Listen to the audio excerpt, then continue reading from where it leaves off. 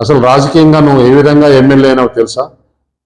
ఆ రోజు TDP TRS అలయన్స్లో నేను నీకు చేసిన మేలు మర్చిపోయావా?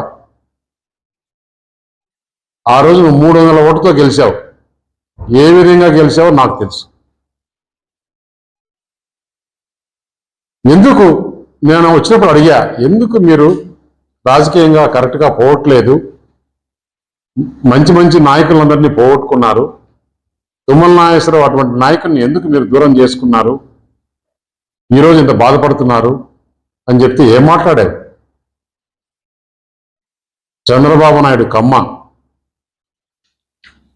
కమ్మని మేము దగ్గరికి తీయం, మాకు కమ్మ నా కొడుకులు అవసరం లేదు నేను చెప్పా. ఇది కొంచెం నోరు తగ్గించుకొని మాట్లాడు.